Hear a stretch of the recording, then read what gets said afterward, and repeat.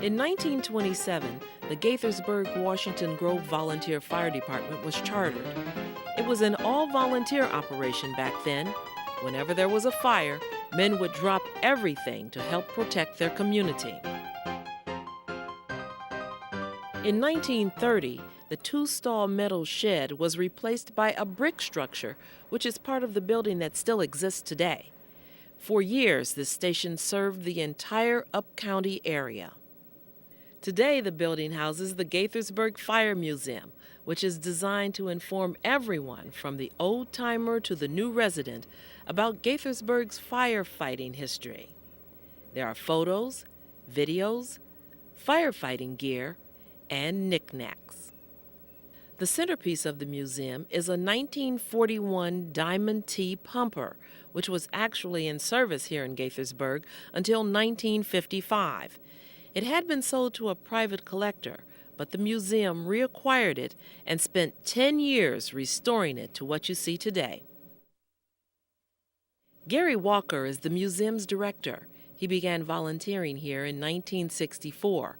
There is a long tradition of firefighting in his family. The first chief of this department under the charter was Merle Jacobs. Merle was my great-uncle.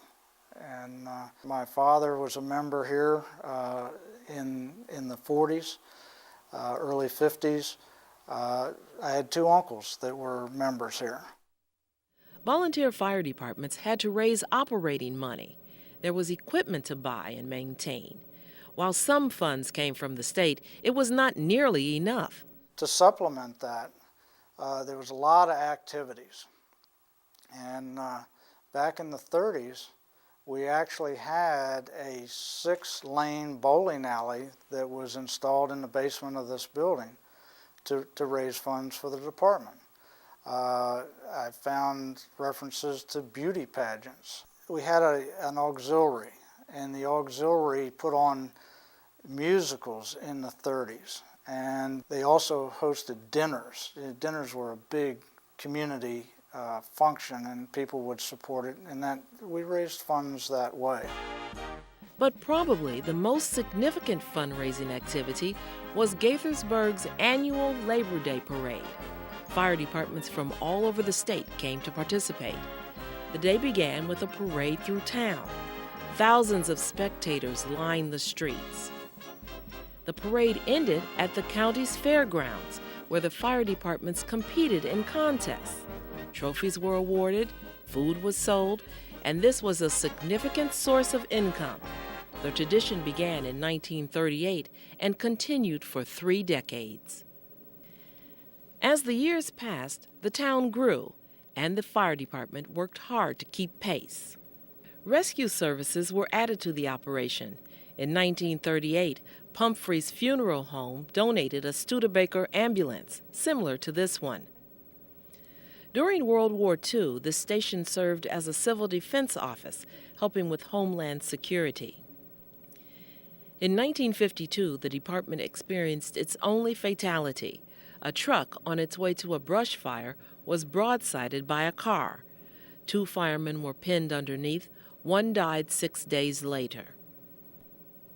From 1953 until 1973, Byron Miller served as the department chief. This was a period of many changes. In 1958, the station itself burned due to an electrical fire. The building was saved, but suffered some damage. The firemen saw this as an opportunity to expand their station, and this 2-bay enlarged garage was added. They simply needed extra space. As time progressed, the pumpers were larger, they held more water. We needed more water because we had, instead of just houses, we had apartments in Gaithersburg and so forth, so we needed the extra equipment on the trucks plus the extra water to perform the firefighting function. Through this time period, the Gaithersburg-Washington Grove Fire Department responded to about 1 call a day, which was manageable for the volunteers. But in the 1960s, things began to change. And as the community grew, the call load grew. And it became more difficult to take that much time off of work. So it took more time to get out, and the response time was just not what it should be. So in 1967, the board of directors here decided to hire 4 career folks to work 9 to 5, Monday through Friday. The first officer was Frank Wright, and Frank has donated his helmet to the museum as part of our collection. Since then, the call load continued to rise. More career firefighters were added, as well as an additional station on Muncaster Mill Road. In 1978, the Gaithersburg-Washington Grove Fire Department had outgrown its original home, and they moved to Montgomery Village Avenue.